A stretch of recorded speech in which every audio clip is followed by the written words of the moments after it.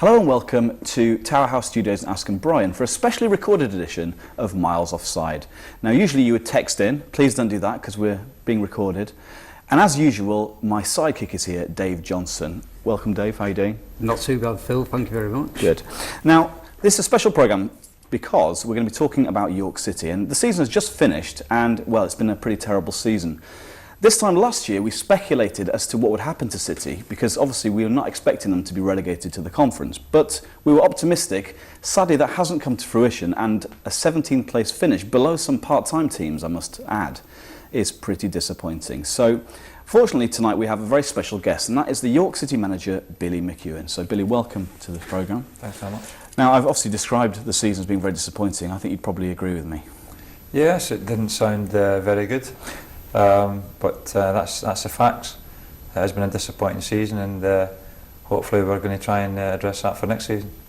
So Dave, you've been to every game at home, more or less, apart from one? Apart from the Barnet one, which I'm told is the best game of the season. But So what are your overall impressions of the season? well, I definitely think it's improved as it's gone on. I mean, really, we would like to see the season starting now, because it was definitely a better performance on Saturday, and I think the performances, if not the results, have been improving. But it's hard to put your finger on where it's all gone wrong, really. I mean, a lack of goals, but other than that, it's not been great fair to watch, though. No. Overall. Yeah, but still, over 2,000 people, Billy, come and watch York City, even though it's been pretty poor. I mean, that's pretty impressive. Yes, it is, and we want to thank them for that. You know, you look at the other gates and in the conference, and there's not many that get near 1.5. So for us to have 2,000 fans to watch some of the stuff they've watched this season is incredible, really. So football's like that, I'm afraid. You get highs and lows in football, and at the minute the club's in a little bit of a downer, you know. So it's tough for everybody to take, but I'm sure when the good time comes round they'll appreciate it even more so. So 3 managers in one season, that's a pretty big recipe for disaster. Yeah. Obviously you've come in with the remit to keep City up, and you've succeeded in doing that. Where do you think it's gone wrong? Well, there's all sorts of things that you could say, this is not right, that's not right. Obviously the most important thing is they haven't won enough football matches, which sounds a bit daft, but I mean that's a fact. Not scored enough goals. Maybe they expected, having come down out of the league, that they could walk straight back up out of the conference, and 1 or 2 of them got a culture shock. I think, well, more than 1 or 2, I think the whole club, everybody connected with the club, directors as well, you know, going to places like Canvey Island and all that type of thing, you know, which was, you know, an experience. But that's the league they're in. They've got to get themselves sorted out and, you know, be ready and equipped for next year. There was talk last pre-season about a top 5 finish. Players were brought in. Do you think the right players were brought in? Obviously not. Results don't lie, you know. So do you think it's, I mean, what I'm digging at is it a lack of ability, or do you think it's poor management? Well, the managers have lost their jobs, so there you are. But everybody's got to take responsibility, not just the manager. I mean, he's brought players in to do a job, and them players have not done the job. So obviously he's been sacrificed, and so is the other manager. But you know, I've had a chat with the players and told them that the managers can say all they want, but when they go on that pitch, the players, they've got to produce the goods, and unfortunately they haven't. So why did you decide to take the job as manager of York City? It must be one of the most difficult jobs in football. Well, it's a hard one, and if it had been easy I wouldn't be sitting here.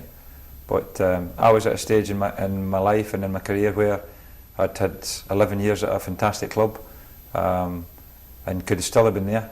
But I decided with my family that it was time to go back into management before I left it too late.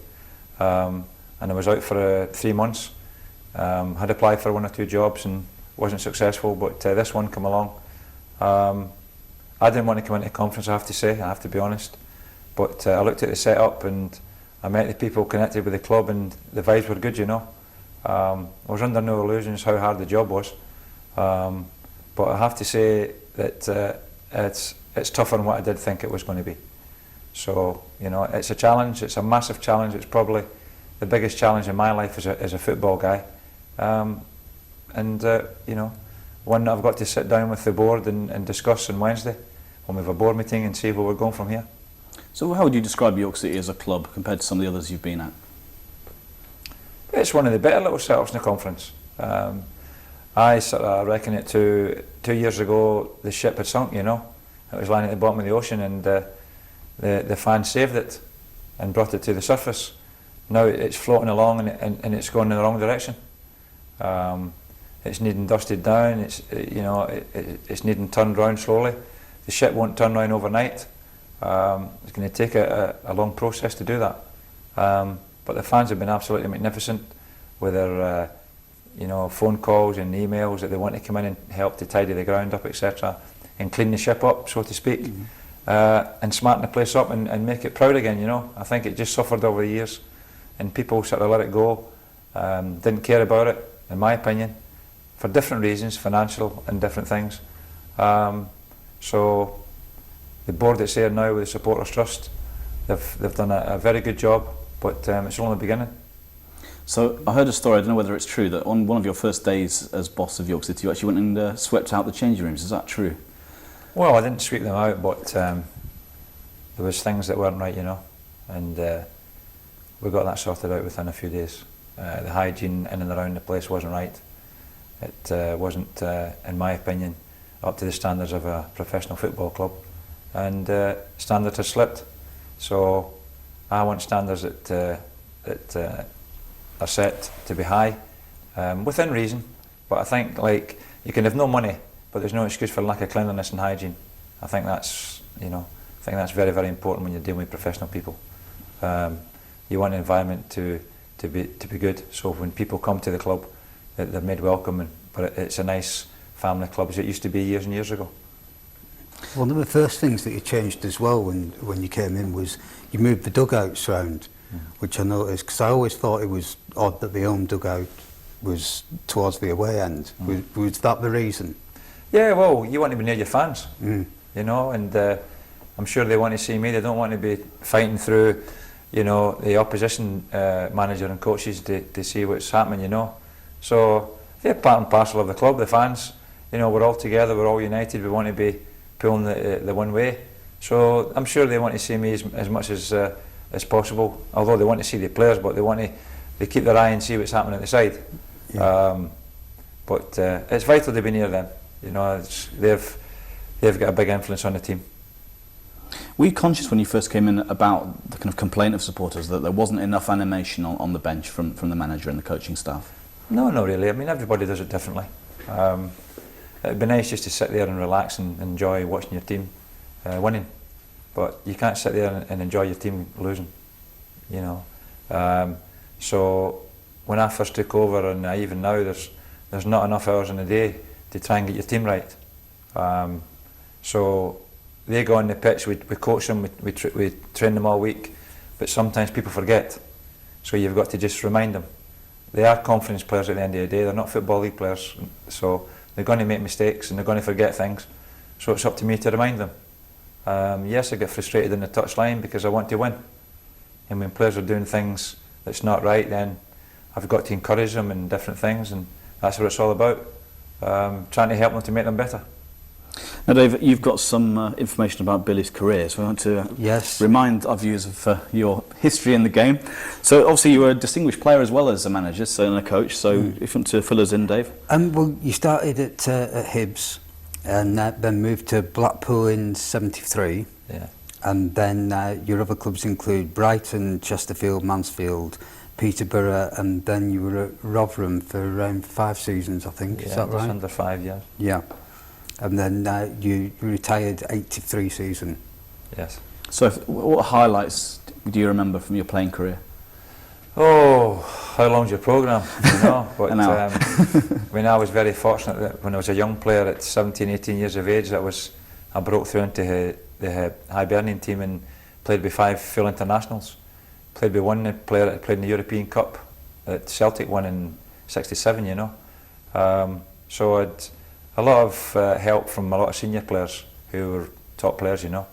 And I eventually broke through in and became an international player myself at youth and under 23 level. So They're big highlights to play for your country, and your parents make your parents proud, you know. It was a proud day to pull the Scotland shirt on, you know. But obviously, throughout my career, I've been very fortunate to work with some great managers and some great coaches, and learned a lot along the way. And it was a good grounding for me, you know, to be a professional. It's a great life. I never earned the monies that the top players were, but I enjoyed my career. As I said, met a lot of great people and been to some lovely places around the world, and I'm very, very fortunate. So you say it's a great life. Does it frustrate you sometimes if you feel that your players who are under your stewardship don't appreciate that, how lucky they are sometimes? Oh yeah, I tell them every day.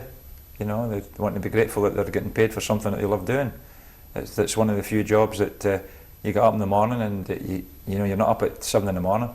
You get up at what we call for a sportsman at a decent time. Come, you know, put your tracksuit on, do a few hours, and then go home and rest. And then, you know, it's not a bad life, is it? No. So of course, when I get them back in the afternoon, it's not a punishment. It's a job, you know, being professionals. So why? I mean, I understand that. It just always surprises me when some people. It looks as though they aren't particularly bothered sometimes. And you get players who seem to be either lazy or have a bad attitude and don't seem to give 100%. And that's obviously one thing that fans always moan about at every club. They always feel that there are some players who don't put in the effort. Well, sometimes players feel they're given 100% effort. You know, that's their 100%. So sometimes it's not always mine. But body language can tell a lot of things, you know, and people can see, and I can spot it a mile off, you know. So them type of players are not about York City. I can guarantee that. We just want players to come to work, to want to work, to give the effort and give the commitment, and hopefully we can win as many games as we can. But just to come and enjoy working hard. If you don't enjoy working hard, you're in the wrong job. So Dave, the management stats you got in front of you for yes, for Billy? you were at Sheffield United before moving on to Rotherham, then Darlington, and you were first team coach at Derby for, was it 11 years? I was reserve team coach for 8 years and first team coach for 3 years. Yeah. Right, before coming to York, of course, up to the present day. So it must be quite a shock to come to a club like York from a club like Derby. It wasn't a shock. I've been in the game a long time and I've been to York City before, so I knew what it was all about. It doesn't matter the size of the club, it's the people within the club and different things that make your job worthwhile, you know. Derby's going well, York City's not going so well, so say, why did you leave? You know, and I said earlier on, it was the challenge that I wanted, pitting myself against managers at this level. I know I'm as good as, if not better than some of them, because I've proved it in the league that I've been a championship manager. So I want to try and do that again, be successful at this level, and take York City forward. Well, we'll be back with Billy after this short break. Don't go away.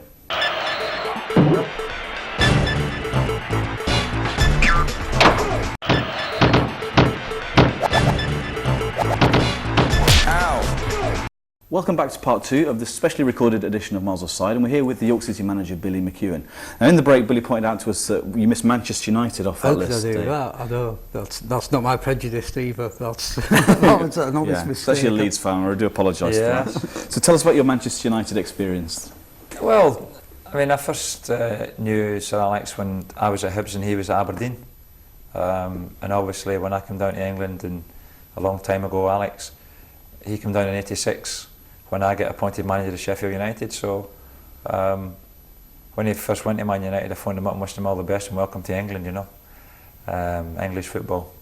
So we've kept in contact ever since, and I had a number of good young players at some of my clubs, and Man United were always the first port of call. I says, well, if you're that good, you go to Man United, you know. So, and then I got 3 players from Man United reserves who went on to have distinguished careers, especially one of them, Sean Gota, who became a legend at Manchester City. But Sean played in my team at Rotherham United, and for £15,000, that's what I got him for Man United. So, and when I got the job at York City, I got a phone call the day before my first game against Forest Green from Sir Alex, wishing me all the best and welcoming me back to the madhouse of management. So it's nice, you know, great man. So obviously you've got a lot of contacts in the game. That's probably an understatement if you know Sir Alex Ferguson well. I mean, does that give you a big advantage over other conference managers in terms of getting players in? Because it must be hard to attract players to York City. Well, it doesn't give me an advantage from that point of view, because the conference is a million miles away. But I know what you're trying to say. Sometimes league players won't come down to the conference. They don't want to drop down that far. So, I know a number of league players that I've been talking to, and they'd like to come for me, but they don't want to come to the conference. If I was a league manager, they'd come. So that's a big disadvantage that I've got. But I've just got to keep plugging away and keep working on them, and keep looking around for players at this level and in the lower end of the leagues. Because I think maybe even you yourself said, I'm sure it was a quote from you when you first came, about how if you bring in conference players, you only have a conference team.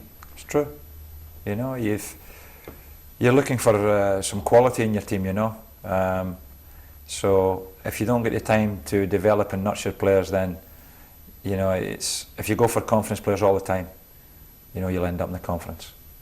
That's the way I've always believed anyway. If you're a second division manager and you sign second division players, you'll always stay in the second division. So I've always went a league above what I've been looking for, and it's been successful for me over the years.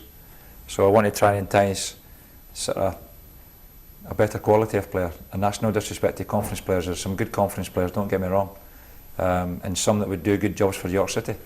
But I think if you've got a lot of them, then you might be a good conference team, but that's my philosophy. I mean, some people might not agree with that, but it's mine.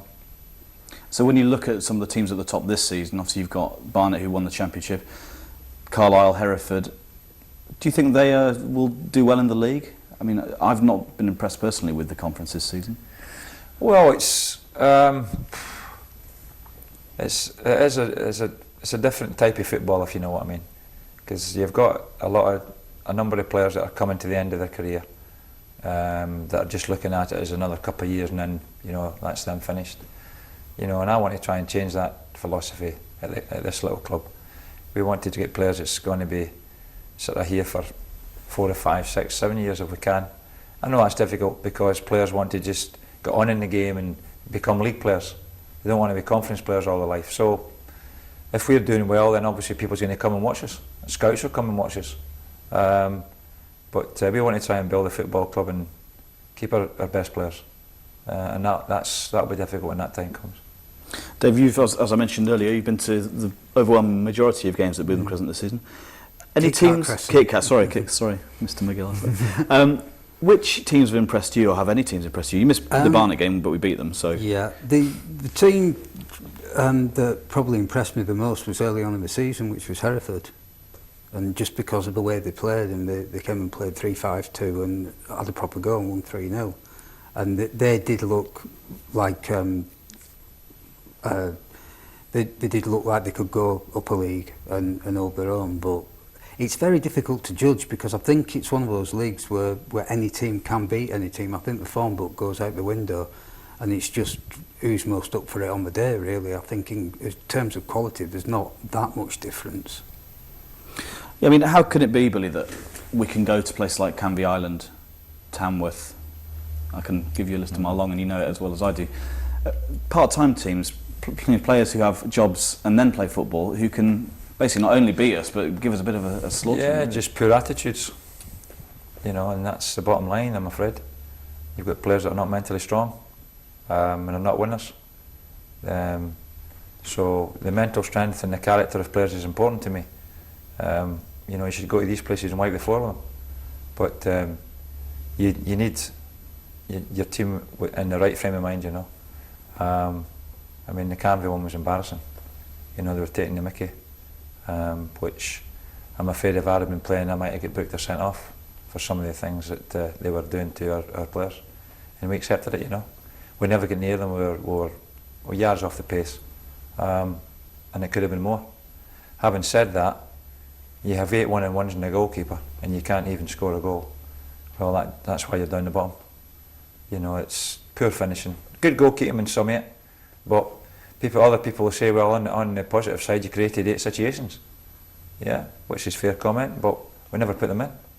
So getting beat by them teams, but raising your game against Barnet and raising your game against Carlisle early on in the season, you know, that just shows you, you know, what they're capable of, and that's the frustrating part of being a football manager and a football supporter.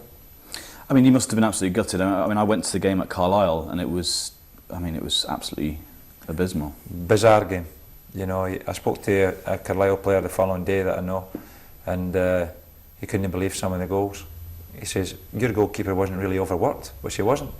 We just give them 5 goals on a plate through, you know, poor individual play.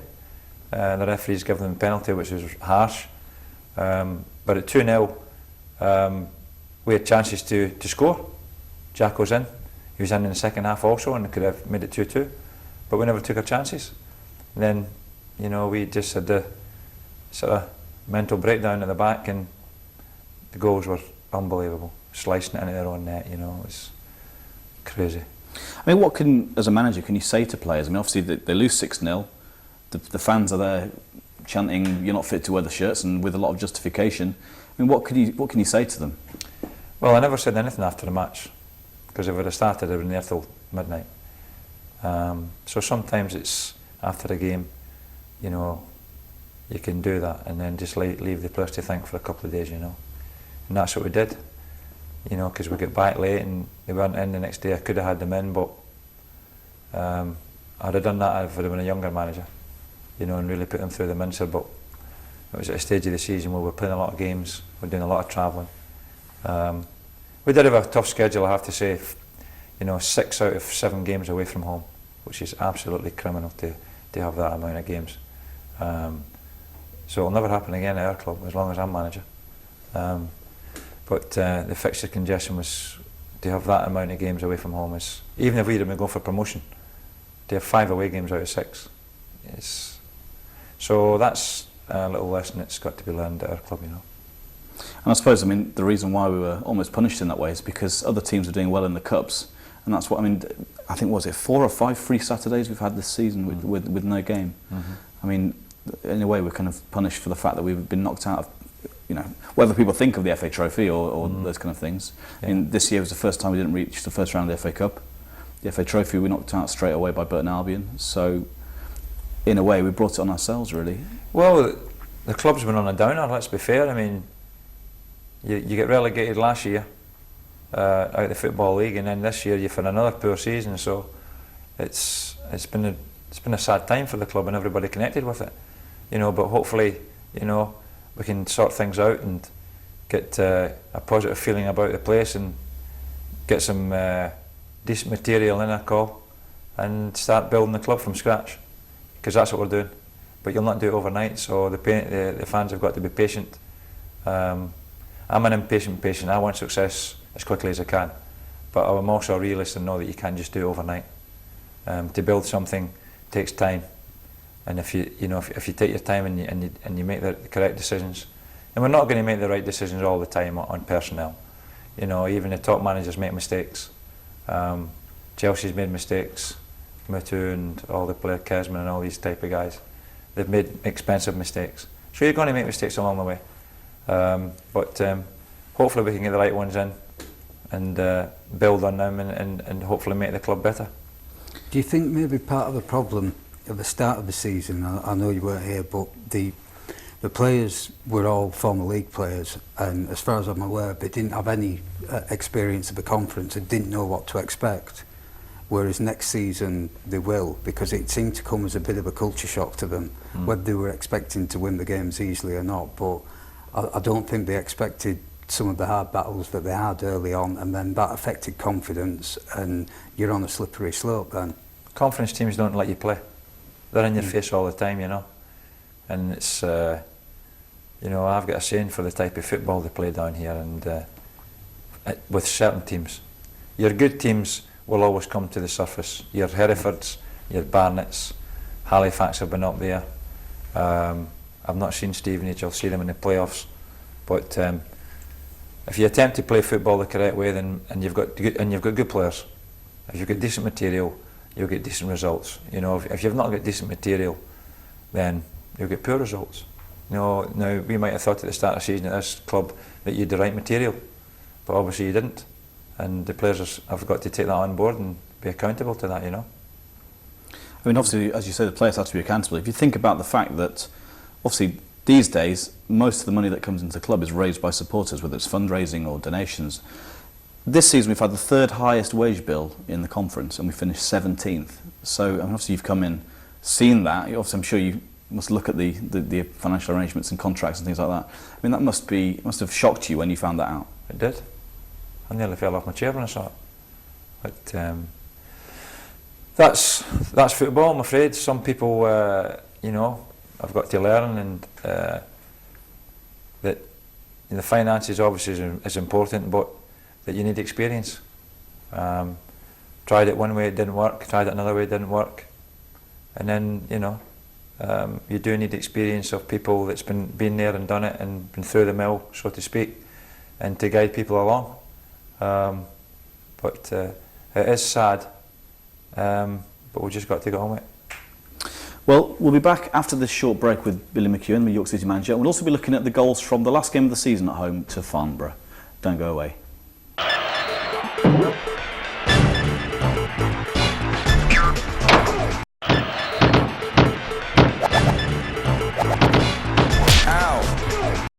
Welcome back to part 3 of this special edition of Miles Offside.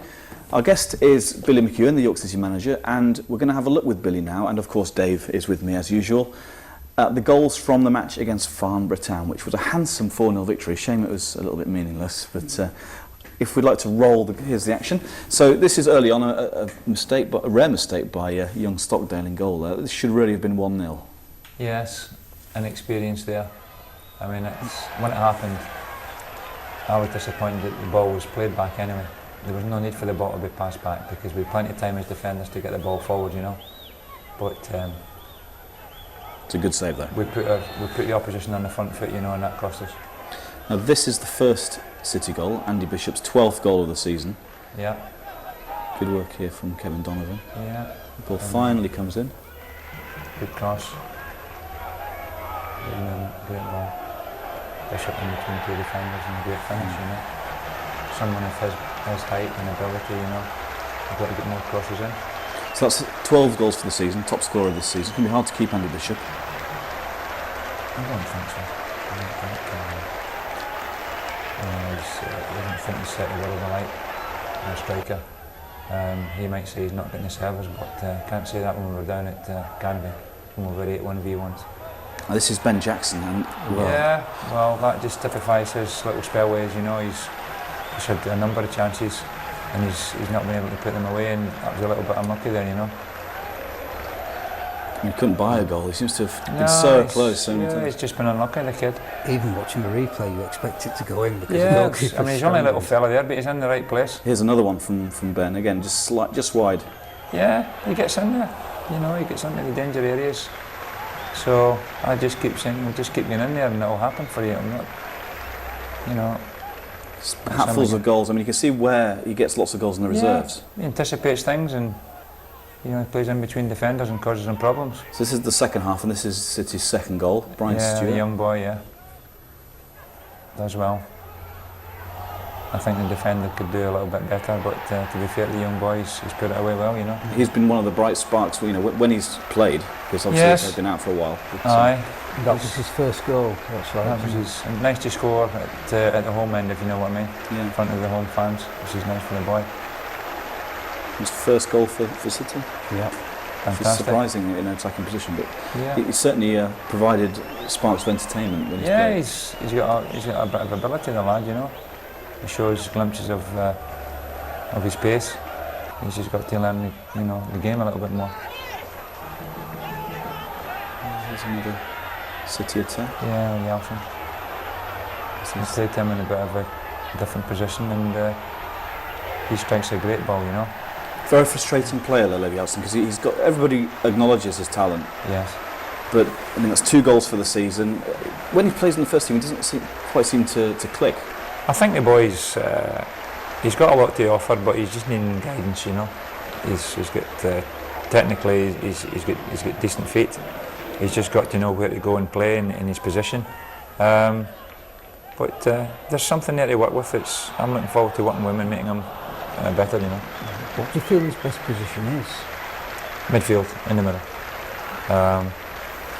I When I must come here, admit, they told I think us. he's looked a far better player since he's been playing in midfield. Yes, than well, he he's did. coming onto things, you know, he's better. I think when he's somebody told me he could play up front, but I've tried him up front and I didn't know where he was, you know. It's a lovely bit of skill from Paul D. Robinson here. Fantastic, yeah, well, that's the ability the boy's got. You don't go for £1 million if you're a donkey, you know. He's shown glimpses of things he can do. There you are, that would have been a great goal.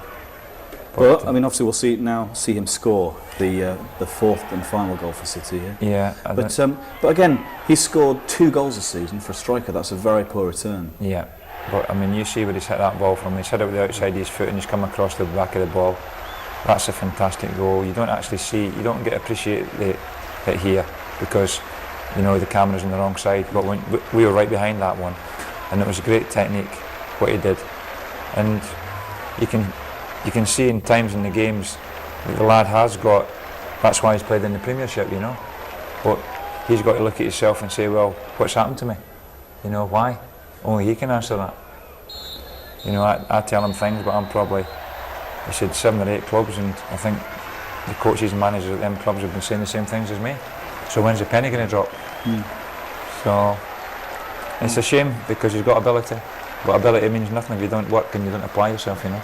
Because towards the beginning of the season, he was bossing games. I remember going to the game at Burton. They just gave him a free run, and he was just absolutely fantastic. But yeah, you don't seem to see it often enough. He's dried up a little bit, and you know, 2 goals out of 30 odd appearances is not good enough by a stretch of imagination. So you can see obviously the traditional end of season pitch invasion at the end of the game. These were, to me, bizarre scenes. I couldn't believe it. You know, well, to be fair, I didn't know this was happening because I was just wanting to get into the changing rooms and have a few minutes with the boys, you know, and then all of a sudden we heard all this noise outside, and when I went out, and you know, I couldn't believe it. I thought we'd won promotion. So that just shows you the passion and the, you know, the thing that the fans have for the club, you know, the love affair that they have with the little football club, that they love it, you know, and they just want them to be successful. So them players, as I said when I said a few words, it was a bit embarrassing, you know. Although we won 4-0, which was a good result and a good performance, but let's be fair, it's against a team that's down the bottom. We could have been 2 down at one stage. But it just shows you which area we can get it rocking and rolling here, you know. So would you rather they hadn't done that, and kind of, because to me it almost sent out the wrong message to the players? No, it didn't, because I brought them down to earth in the changing rooms before we even went out. So that's why we were so late coming out. You know, I'd told them that yeah, it was a good performance, but it's a little too late, I'm afraid. You know, the horse is bolted. You're 6th bottom of the league. You know, performances have been dire mostly. And them fans out there are chanting for you. I can't believe it. So you go out and you thank them for their support and the money that they've put into the club. But as you as guys, you know, you want to be embarrassed, because I am. York City fans have had a rough deal of it with over the last few years with the financial state of the club, and then they're falling out of the league, obviously. But I think people just want to be able to draw a line under it and say, well, that's it, it's done now. Now we can start building. And I think the 4-0 win on the last day of the season, it was almost sort of relief. You know, maybe this is it. Maybe this is a new dawn. Well, I wouldn't say that, because there's a number of players will be leaving the club. So I mean, you probably find that over a period of time that when we sort things out, that there'll be a number of changes, you know. But that's something that we've just got to sort out with the board when we, as I say, when we meet them on Wednesday. And so thinking about your future, obviously you've got this meeting on Wednesday. I mean, there was the article which was published in the local newspaper after the Carlisle game about speculation whether you wanted to stay on or not. What's your kind of plan? I mean, it's what I said from the first day I took the job, that I would come in and help the club and try and get enough points for the survival in the Conference League, and then review things at the end of the season. And I've always said that from day one, and you know, I'm not changed that. Now the season's finished, we've got enough points. It's just a matter of sitting down with the people at York City and trying to come to some sort of agreement, you know, on my career. Would you like to stay at York City? I would, you know. It's a good little club, and the people have been very kind to me, I have to say, and they understand the problems. But at the end of the day, it's, things have got to be right, and I'm hopeful that we can thrash a deal out, So you got an amazing response to your appeal to save the reserve team, and obviously that's going to be in place for next season with the £10,000 that was raised pretty quickly. So obviously you got already a very good relationship with the supporters at the club.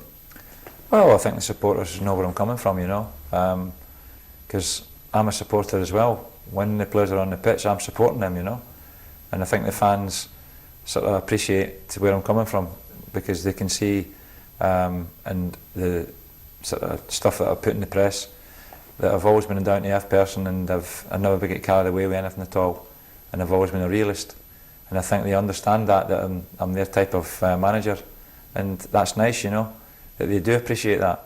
And I've always said that without the fans you've got no club, and the players will come and go and managers will come and go, but them loyal fans will still be there paying their money, and we've got to be grateful, and we've got to be thankful, and we've got to appreciate that and stay humble, and the players have got to stay humble and not get carried away in anything. So I think with that outlook, and it's something I've always had, and I'll always have. So I think obviously one of your main things which appealed to people when you first came was the fact that you have a reputation, whether it's fair or not, for being a strong disciplinarian, and there was a feeling, I think, amongst a lot of supporters that there was ill discipline at the club. The players weren't being made to work hard enough. Well, I mean, everybody does the job differently, and as when I was young, as a young manager at 34, 35 years of age, I was fiery, I was really, really ambitious, I'm still ambitious. But I've learned over the years that, players sort of deep down respect discipline, and when you get success and they say, well, it was worth it at the time. All I'm doing is, all I've ever done is that if things is not right, to tell people, yeah, that's not right, let's get it right and do the right things. If you've got to be on time, be on time. Show respect for your fellow professionals. So if they're late, I just tell them. And we have rules and regulations at the football club that you have in any industry, with any job. And if players and workers are not doing it, they get in trouble. Well, that's the same with our players. If they're not living the life of an athlete, and they're not there in time, and they're sort of out and about when they shouldn't be out, then they're showing total lack of respect for York City Football Club and total lack of respect for me. So I'm not having it. So we just want to be professional and do things correctly, and that's all I'm trying to do to our club. So I'm not a strict disciplinarian, because we have relaxed discipline at our club. We enjoy coming to work, we enjoy having a laugh, but when we're working, we do work, and when it's time to relax and play, we also do that. So all I've done is just impose certain things that I want done at a club, and that's the way that I want our club to run. Staying on the subject of the supporters, have you had a chance to speak to many supporters, and what impression do you get of the York City faithful? I've been to the Minstermen meetings and at Knaresborough, and I've been to the one in town there, the local one, and also I'm going to one at Malton on May the 20th, because the fans pay their money, and it's part of my job to go out and meet them and let them know what's happening as much as I can, because we're all supporting the same thing. We want success for the club. There's no egos around, I don't like people with egos. I'm not into that type of thing. We just want to work hard for the club and make the club successful, and everybody's happy. Do you feel that you receive enough support from other organisations like the local business community, the media, those kind of people? Yeah, obviously you would like as much as possible. So it'll not take it to get success overnight. So maybe then business people will say, let's get behind the little team and try and help them. Okay, well, we'll be back with Billy after this short break for the final part of this special edition of Miles Offside.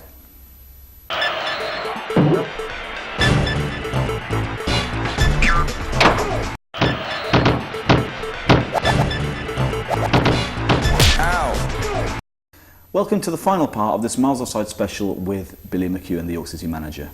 So Billy, we're thinking about the future now. The season's finished. Where do you go from here? What's your plan in terms of rebuilding? Well, people say, yeah, you can have a nice rest now, the season's finished, but for me it's always been the hardest part. it's time to start recruiting new players for next season, and we've got a few more weeks where we can go and see players that's playing at other teams and have a look at them and check them out again. We've seen them 2 or 3 times and checked them again. One of the biggest problems I have to say is since I've come to York City is because of the finances, we've not been able to have as many scouts as we would like to have had to go and see games. That's been a big drawback. I've tried to get to as many games as I can.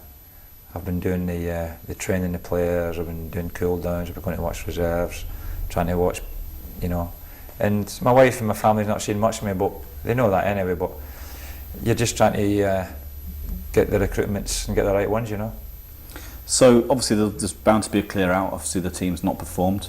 So how quickly will you then start looking at new players for next season, or have you already started? I started 2 weeks after I took York City job.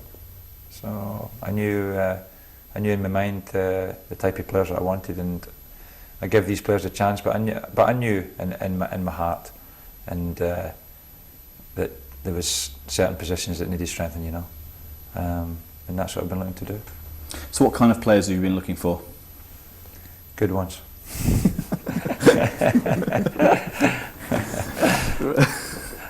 But to elaborate on that, we're talking sort of players who give 100% because that's what the fans are looking for. Yes. I mean, you don't expect that people have the greatest ability to be playing in the conference, but you do expect if you're a full-time professional that they give 100% every time they go out on the pitch. Well, you can get people off the street to do that with respect, You need more than 100%. You need a bit of quality with that. People that can sort of master the football and pass it properly and all that type of stuff. Mental strength is important also, especially at this level. You need to be physically strong also. You need 5 or 6 big players to compete with the big boys that you're playing against, because that's the biggest thing that I've noticed, that corner kicks, free kicks, etc., set plays, the number of big players that come up. We get done against Exeter just through corners knocked in, done 2 goals, It's cost us a couple of points this season. So we've got to be looking for players of physical stature, but also get the balance right, So would you say you mentioned about defence. Do you think, amongst the supporters, a lot of people said that we don't score goals because we've got a poor midfield. But, would you go along with that, or do you think that's the wrong conclusion? Well, I think that it's the whole package. It's not just the midfielder and the back, it's the whole team. You've seen situations where we've conceded daft goals and you've not created enough and you've not finished, so that's a recipe for disaster, and that's what you've had. You've had disaster for the last 2 years because things has not been right. So that needs sorting out, and quickly. So when will you know what kind of budget you've got to spend? Because obviously season tickets haven't really gone on sale yet, so a lot of the money comes from that. Well, we'll know Wednesday where we're going. As I said earlier on, I've got a board meeting Wednesday. And then we'll see where we go from there. Because you'd envisage they will be lower than last season, if only for the fact that we'll probably sell less season tickets. Well, yeah, because you've not been getting the punters through the turnstile, so you've not been playing good football and winning enough matches to entice the fans to come out of their houses, So following that logical step, does that mean that you'd expect to put in quite a few young players in a way that we have this season? Well, we may have to, and that doesn't worry me because young players can only get better. We might take a few hammers along the way, which is not ideal, but it's part of the learning process. You would like to have sort of 4 or 5 experienced players, 29, 30 mark, and then we're sprinkling of kids and bringing them on, and that's what we'll be looking at. So which of York City's young players this season have particularly impressed you, and who do you think can go on to bigger things? Well, it's hard to say because kids go, blow hot and cold. The boy Stuart in the game before when he made his debut done ever so well. Then he goes down to Camden, he done all right. On Saturday he scored a lovely goal, but I'd like to see him more in the match. So we've got to get the ball out to him more. So kids are like that. You can put them in for 4 or 5 games and then you've got to bring them out because it's too much for them. We did that with Byron Webster. He had a good spell in the team, then all of a sudden he hit the wall. He was treading water because it was too much for him. So he'd take him out and have a little breather. and then he'll be okay for the experience, you know. You leave them in too long, you can set them back, you know, full season. I mean, from a fan's point of view, Dave, we're obviously talking about next season. I mean, the season ticket sales will be a concern. They are, but in a way it could be a blessing in disguise, because it'd be less. I know that means less money in the short term, but if they do improve, people will come back to the games, and then you've got a higher percentage of those people paying more money to come through the turnstiles on a game-to-game basis, but it does involve them getting on a winning streak. But I think people will come back. I mean, 2,000 is good for the conference, but it was 3,500, I think, it's something the like average last the season. 5th best supported team in the conference. Yeah. Incredible. And that's after a drop of 1,500 average from last season. Yeah, I mean, maybe Terry Doyle will bring the prices down and help the fans a little bit, and we might get more through the turnstiles. Me personally, I would rather have 4,000 in, you know, at half the price. Still getting the same money, but you've got 4,000 fans in. So they make a bit of noise. Rather than 2,000 at 20 quid, you get a 4,000 at 10 quid. So, yeah.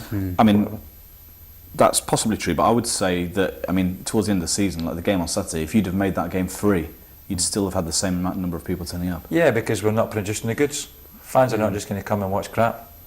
You know, they want to be entertained. They want to see people winning football matches. And if you're winning football matches, it doesn't care who you are, what league you're in. People will come and watch you because you're winning. So it's up to us to win, to bring them back. You know, they're not just going to come back because Billy McEwan's in charge or because, you know, we've got some decent young players. They want to come back and see you winning consistently. So we've got to win them over. And when I was at one of my clubs, my first gate when I took over the club, they hadn't won in 18 matches, was 1,780. I always remember it. When I left, the average gate was 7,800. So that was a big, big thing for me. So when I come to here, the first gate was 1,970. So that's emblazoned in my brain. So when I leave York City Football Club, there'll be more than 1,970 people in the ground in my last game. Don't worry about that. But do you think there'll be 7,800? Because I'm not sure we've ever had that. Well, you never know. I mean, but what I'm saying is that the big improvement from when I first went in to when I left. So, and when I've come in here, that'll be that. But when I leave, I know it'll be more. You don't go to the game every Saturday expecting your team to win. I mean, you hope that they do, but you don't, in your heart, expect it to happen every week. But you do expect them to compete and for some sort of value for money. But just to see them competing, if you play really hard and you get beat 3-2, then so be it. You were unlucky, but you still come back the next week because you think you've got a chance. It's the inconsistency, I think, that has made people stay at home. There's some good teams in the conference. You know, I don't think people underestimate that it either. I mean, I looked at the fixture list before I took the job, and I'm thinking, Exeter twice, Barnet, Woking. How's that for the first 4 games? And I'm thinking to myself, oh, Jesus, what a running. Then Accrington Stanley, you know, really, really tough. Hereford away, Carlisle away. You're thinking you're never going to get any points out of that lot. I mean, let's be fair. With the run you're on and you're playing all them. So I'm thinking, well, hopefully we can maybe beat Tamworth and different things like that, you know. But as it turned out, we get 6 magical points against Exeter and Barnet, which, you know, in my eyes were bonus points. So, you know, you want to try and win every game, don't get me wrong, but you've got to be a realist. Yeah. You know, Barnet's 17 points clear and we're down 5th bottom. Who's your money on? So if you're a betting man. But we managed to turn the tables on them, you know, and done really well. But inconsistency, we couldn't keep it up. Because I mean, I went to the Exeter game and it was almost like a miracle because it seemed that we were absolutely under the cosh the whole game. Hammered, absolutely hammered. You know, they threw the kitchen sink at us. You know, we get bodies in, we get blocks in, we broke away and scored. I think we had 2 shots and scored with 1. But, you know, coming home in the bus, I knew in my heart of hearts that, you know, we were very, very lucky, and you can't be lucky like that every week. Your time runs out eventually. But, you know, we got that, and then we had them a few weeks later and they turned us over. Because they're a good side, you know. So think about the pre-season. Obviously you've got lots of contacts within the game. Will you be pulling in a few of those to get some decent friendlies for us? Well, we're doing that at the minute. There's teams wanting to come and play us, but it's a difficult one. We'll just have to wait and see. There's games I want to play. We'll be holding games to have a look at players, obviously. But there's nothing in concrete at the minute, but that's got to be finalised. So we'll be looking at that. Because in my opinion, last season we made a mistake because we only played one friendly game against a non-league team, which was Guiseley. We played a lot of teams like, played Leeds, Leeds, mainly Sheffield. reserve teams. Sheffield Wednesday, and was it Middlesbrough or Sunday? Middlesbrough. Newcastle was supposed to turn up and didn't. Yeah. So we had lots of those games organised, and I can see why they were organised to bring in money, which again, unfortunately, they didn't. Now, it seemed to me that when I went to the first game of the season, we weren't ready for non-league football. We played Aldershot because we only played one non-league team, and that was a team that was, not very good. So we won 3-0. Yeah. Will you be conscious of the fact that we'd need to prepare against non-league opposition more than you kind of big name teams? Well, it's getting a mixture. I mean, obviously the club would be looking to bring some big clubs in for the revenue to get a decent gate in the pre-season game, But it's getting a happy balance, because what you don't want to do, I mean, I can get 3 or 4 big teams to come to York, and that's for sure. And but they might come and give us 3 or 4 hammerings, so the players are going to get into the season on the downer straight away, and I don't want that. I want them to be confident, and I want them to get in, getting some good performances under the belt. So yeah, we'll take some tough ones on, which is good for us because it will get us fit and get us running about. But we want some confidence or sort of Harrogate, that type of teams, to give us some really tough ones, physical ones I'm on about. Because I mean, Derby were on about wanting to come up, but Derby will not come up and be physical. They'll come up and play us off the pitch, football-wise. Yeah. So from that point of view, yeah, you can learn, but if they stick 6 past you, it's not very good for your goalkeeper's confidence in your back 4. So from that point of view, it's, I can see the fans saying, "Oh yeah," but you've got to realise where we're coming from, and we've got to get them in the right frame of mind for the first game. So if I can ask you one final question as we run out of time, thinking about your own life, your own future, I mean, what's your long-term future in the game of football? To stay in football as long as I can and enjoy what I'm doing, enjoy it now, and I want to continue as long as I can and be in football as long as I can, because that's my life. That's all I know. Well, thank you very much for your time today, Billy. It's been very interesting. Thanks very much. Thanks to you, Dave, as well. Thank you, most enjoyable. Yeah. And all the best for next season. And let's hope we have a better season next season. Good, thank you. Thank you very much for watching, and we'll be back hopefully with a new series in the summer. But until then, bye-bye.